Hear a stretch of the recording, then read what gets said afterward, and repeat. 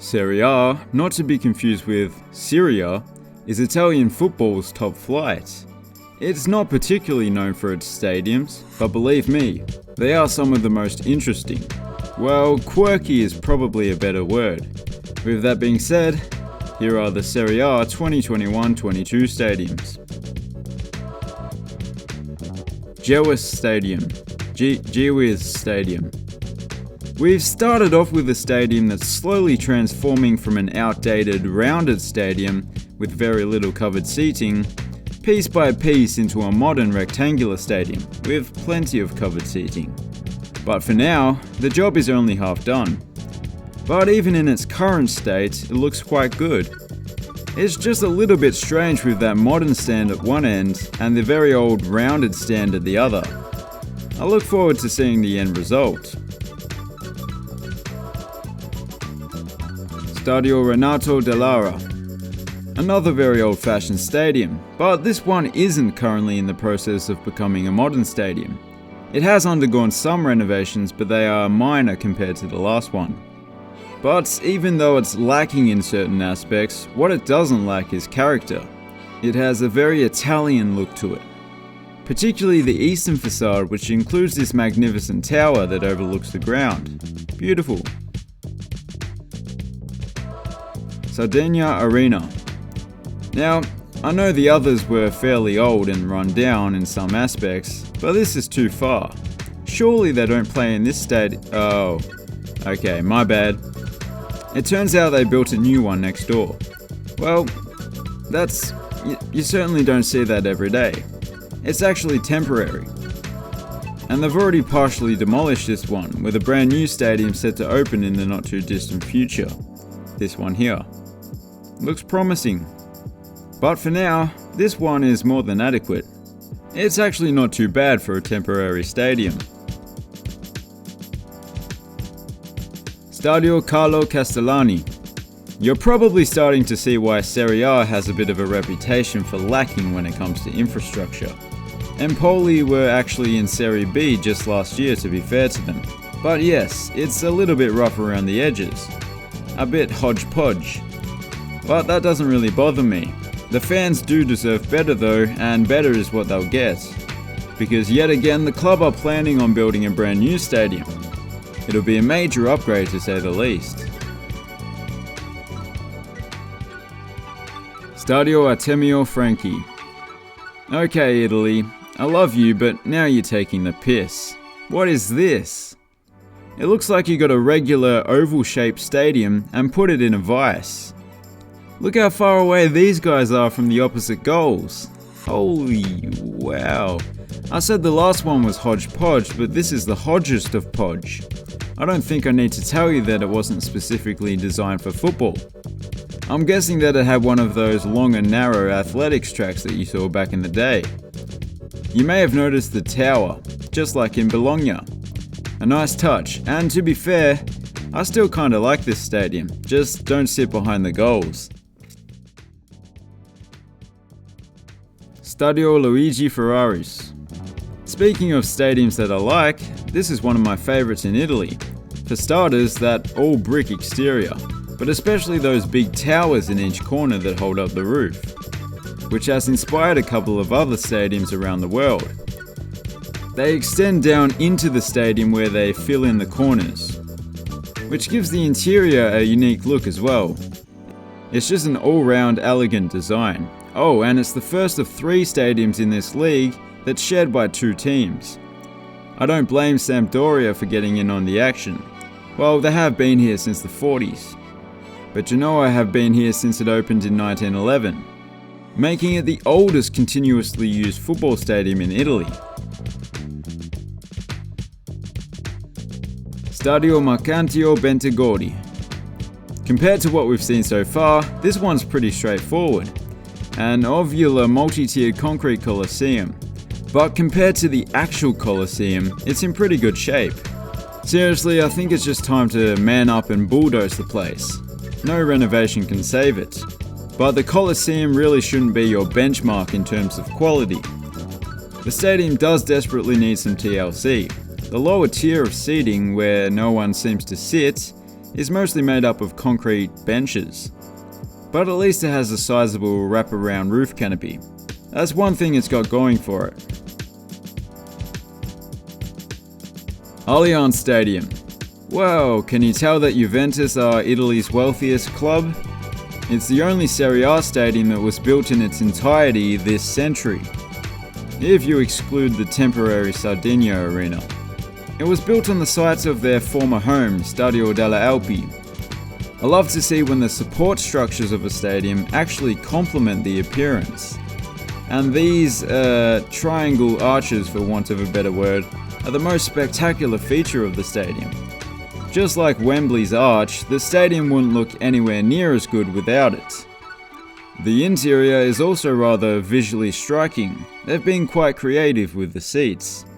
It has a good argument for being called the best stadium in the league, but certainly not the most iconic.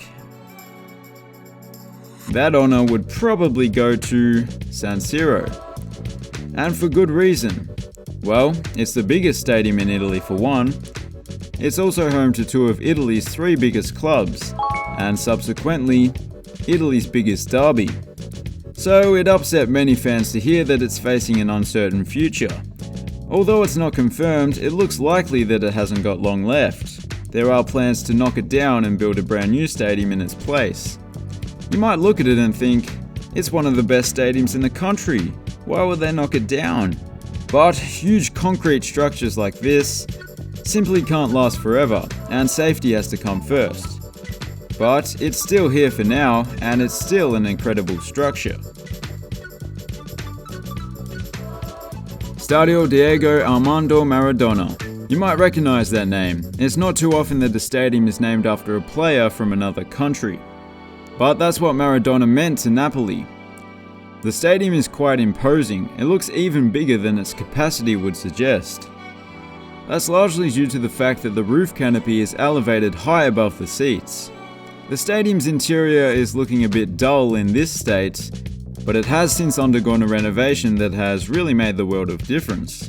The blue and white seats are looking very vibrant, and they come with a matching blue athletics track. It's not really relevant for football, but it's definitely better to look at. Stadio Olimpico. If San Siro isn't the most iconic, then perhaps it's this one. It's basically hosted every major sporting event outside of the Super Bowl, or the Cricket World Cup or anything like that, obviously. Design-wise, it shares a lot of similarities with many other stadiums in this league. There's not a whole lot that sets it apart on the outside, but on the inside there is something that sets it apart. That is that despite having such a large capacity, the seating is mostly made up of just one large single tier of seating, which gives it an old-fashioned look, but also might make it a little more intimidating for the away team, having just one big wall of supporters. Stadio Arecchi. Compared to what we've seen so far, this one's quite simple. It's symmetrical, with 4 independent double-tiered uncovered stands on each side, but it still has a bit of that Italian flair with that grand entrance. Oh, and I should mention that it's located on the shore of the pristine Tyrrhenian Sea. Stunning. Since these shots were taken, the seats have been replaced with red and white ones, and it's looking a lot more vibrant these days. Mapei Stadium Città del Tricolore.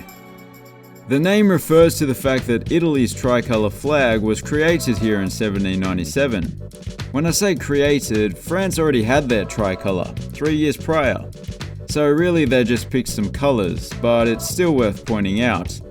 And I really shouldn't talk on the matter of similar flags. It's a great looking ground, this one, very vibrant, very colourful, and yes, it includes the aforementioned Italian flag in the stands. But the most incredible aspect of it mightn't be very easy to see. They have a freaking moat filled with water between the stands and the field to stop pitch invasions. Where I'm from, it's just a $8,000 fine or something, but a moat. Well, they have castles in Italy, don't they? So perhaps they use the same architects to design the stadiums. Stadio Alberto Pico. This one's even closer to the sea. It's the Ligurian Sea this time. Not just the sea, but look at that, it's what appears to be a ship mechanic. A great place to do your apprenticeship. Although the stadium's quite rudimentary, it does feature a rather unique stand behind the southern end, known as Curva Ferrovia. It's just a big curvy piece of concrete, but yeah, the setting rather than the seating is this stadium's biggest strength. Stadio Olimpico Grande Torino. Sorry, that made me go full Italian there. The former home of Juventus and the current home of Torino FC is an elongated Olympic-style stadium. But it's not quite as elongated as Artemio Franchi. That was just ridiculous.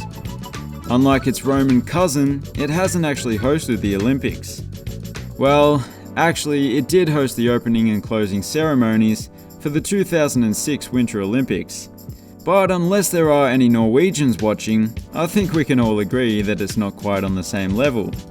Seriously, if the tiny nation of Norwegia dominates the world, there's something wrong. Oh, Norway. Oh yes, of course, Norway, I knew that.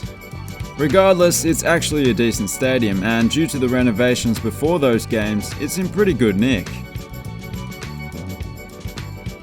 Stadio Friuli. Now to something a bit unique. If you're wondering why there's one stand that looks completely different to the rest of the stadium, well, that is actually a remnant of the old stadium that occupied the site, which was oval-shaped. You can kinda see where the old stands were. But I think having that one unique stand adds to the character of the stadium. If it was perfectly symmetrical, I wouldn't like it as much. Even on the inside it's a bit different. It has black seats while the rest of the stadium is a mosaic of various colours. But it all comes together to make a great little stadium, one of the best in the league. Stadio Pierluigi Penzo. And I'm glad to say that Venezia have been promoted, because I love this stadium.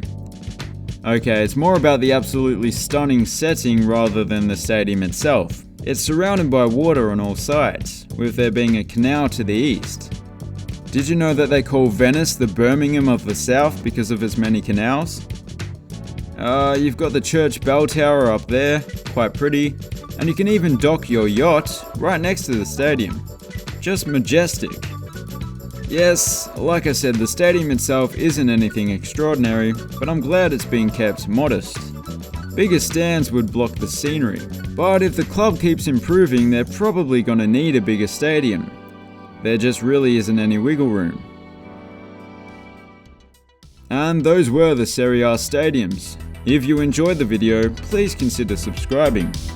One good I have, watching for thanks.